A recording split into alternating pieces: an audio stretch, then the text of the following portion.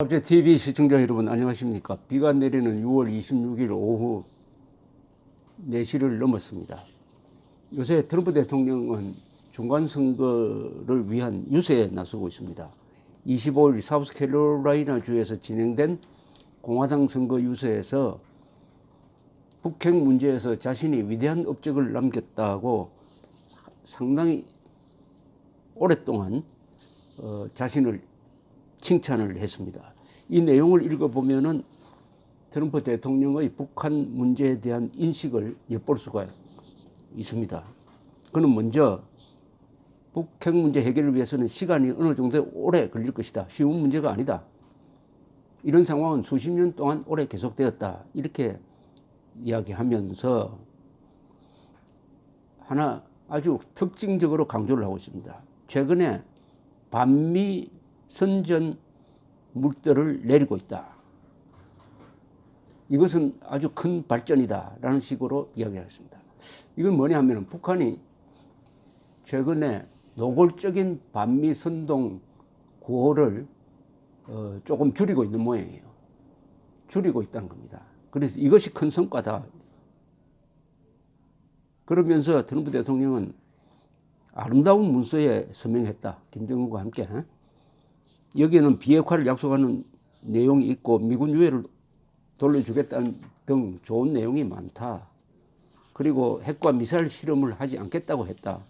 미사일 엔진 시설도 포기하겠다고 했다. 그런데도 가짜 뉴스들이 김정은을 만났다는 이유로 굴욕적인 패배를 맛보았다고 보도하고 있다. 이렇게 또 언론을 난타를 했습니다. 그러면서 김정은을 또 극찬을 합니다. 김정은 위원장과 훌륭한 성과를 이뤄냈다. 김정은 위원장과 함께 훌륭한 성과를 이뤄냈다. 어떤 로켓도 이제는 날아다니지 않는다. 미사일 시험을 안 한다는 거죠.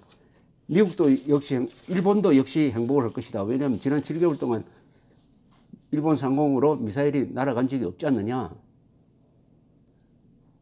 트럼프 대통령은 이제 전 세계가 훨씬 더 안전하게 되었다. 또 이렇게 이야기를 했습니다. 그러면서 평창 올림픽 성공도 자신 덕분이다. 그래서 문재인 대통령이 미국의 공이라고 말한 적이 있지 않느냐. 입장권도 원래 잘 팔리지 않았는데 자신이 적극적으로 지원함으로써 잘 팔려가지고 성공을 했다.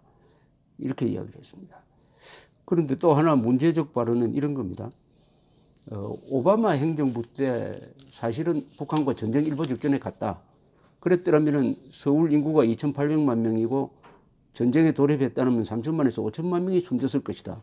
이거는 극도의 과장입니다만은 서울 인구가 2,800만이 아니죠. 수도권 인구 뭐 한 2천만 잡으면 되는데 어디에서 이런 통계를 가지고 왔는지 이게 계속 이야기를 하고 있습니다.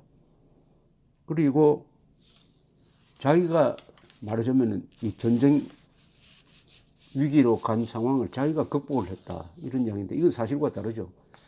왜냐하면 오바마 대통령의 대북 정책은 전략적 인내심이라고 그랬습니다. 그러니까 시간을 끌면서 두고 보면서 북한을 코너로 몰겠다. 북한과 쓸데없는 대화는 하지 않는다. 북한을 원격 멀리서 포위해가지고 조아가는 방식으로 하겠다. 이렇게 해서 오바마 때는 북한과의 실질적인 대화는 없었습니다. 다만 제재는 계속을 했습니다만은 그 제재도 중국이 협조하지 않아가지고 별 성과를 거두지 못했습니다. 그러나 전쟁 일보 직전에 간 적은 없습니다. 오히려 트럼프 대통령이 들어와가지고 그만 말을 하면서 전쟁 일보 직전으로 가는 것처럼 보였습니다. 군사적 옵션을 심각하게 검토한다고 했습니다. 그런데 이런 상황을 오바마한테 뒤집어 씌워가지고 마치 자기가 전쟁 위기로부터 세계를 구한 것처럼 이야기합니다. 이거 챔벌레인이 1938년 9월에 히틀러한테 체코슬로바키아를 갖다 바친 다음에 내가 유럽을 평화롭게 만들었다고 선전했던 거하고 똑같은 과정입니다. 여기에 트럼프 대통령이 북한을 잘못 인식하고 있다는 중요한 근거가 하나 있습니다. 최근 북한에서 반미 구호를 좀 줄이는 것을 아주 큰 발전으로 보고 있습니다. 큰 발전으로 보고 있어요. 이것이 김정은이가 핵 폐기를 약속한 것의 증거로 보고 있는 것 같습니다. 이거는 정말 어마어마한 실수입니다. 북한을 몰라도 어떻게 이렇게 모를 수 있느냐 하는 개탄을 금할 수가 없습니다. 폼페오도 비슷한 이야기를 했어요. 폼페오도 6.25 어제 6.25 기념일에 북한이 미국을 공격하지 않았다. 그래서 김정은에게 감사한다는 이런 취지의 이야기를 했습니다. 이걸 빗대어 가지고 이승윤 텁스 대학 북한 전문가는 뭐라고 했느냐. 맨날 부인을 때리는 남편이 며칠 동안 부인을 안 때린다고 고맙다고 생각하는 거하고 똑같은 거 아니냐. 이런 이야기고, 많은 미국의 북한 전문가가 그것은 선전이다. 그냥 일시적인 선전용이고, 무엇이 중요하냐. 북한 주민들에게 매주 하고 있는 이른바 교양이 뭐냐. 교육이죠. 교육. 바로 반제, 반미 교양 교육, 계급 투쟁 교육, 이 두 개가 없어져야 된다. 이 두 개가. 그런데 없어질 수가 없다. 북한이란 체제는 반미 반제를 하지 않으면, 반제국주의, 반미를 교양하지 않으면 무너지게 돼 있다. 제국주의의 위협 속에, 미국의 위협 속에 놓여 있는 북한이 일치 단결해가지고 허리띠를 졸라매고 고생하면서 핵무기도 만들고 고난의 행군을 해야 된다. 이렇게 교양을 해왔는데 느닷없이 미국과 친하게 됐다. 앞으로 미국은 적이 아니다. 이렇게 할 수 없다는 겁니다. 다만 김정은이가 트럼프를 만나고 온 지가 얼마 안 되니까 트럼프의 체면을 살려주기 위해서 일시적으로 그런 쇼를 하고 있다. 오판하지 말라. 이렇게 경고를 하고 있습니다. 너무나 옳은 이야기 아니겠습니까? 북한 체제는 두 가지 교양으로 지금 교양사업, 교육사업으로 지탱되고 있습니다.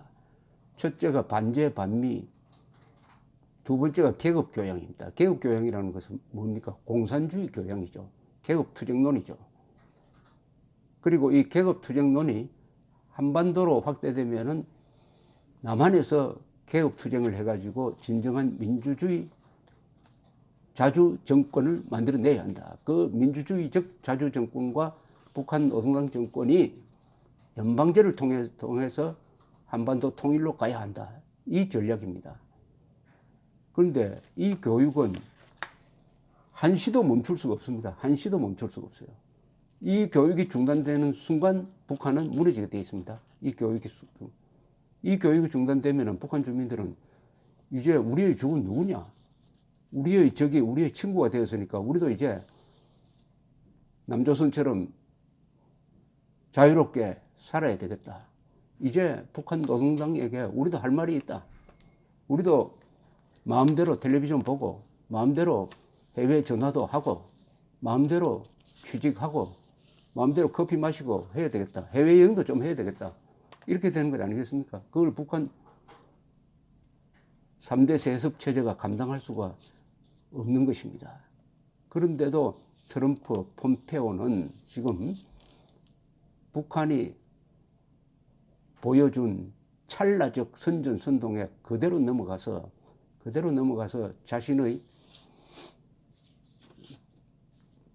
김정은을 격찬을 하고 핵 위기가 없어졌다고 이야기하고 자신이 평화를 수호했다.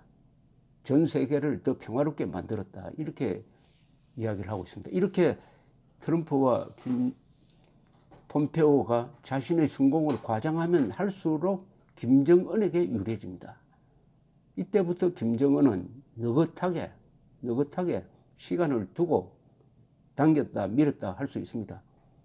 아무리 시간을 끌어도 이렇게 말을 내뱉어 놓았으니까 트럼프와 폼페오는 북한에 대해서 강경 조치를 취하기가 어렵게 됩니다. 왜냐하면 그렇게 되는 순간 정치적 파산을 하게 됩니다. 정치인이 속았다고 고백하면 물러나야 됩니다. 내각제 같으면 그걸로 끝납니다. 그러나 대통령도 재선을 해야 되니까 아마 트럼프의 고민은 내가 속았다고 느꼈을 때 어떤 결단을 내릴 것이냐. 속았으니까 발을 빼자 하는 결단을 내리면은 잠시 죽고 영원히 살지만은 속았다고 알면서도 계속 김정은한테 끌려가고 시진핑에게 조종당하는 순간 역사에서 죄인으로 챔버레인처럼 기록될 것입니다. 감사합니다.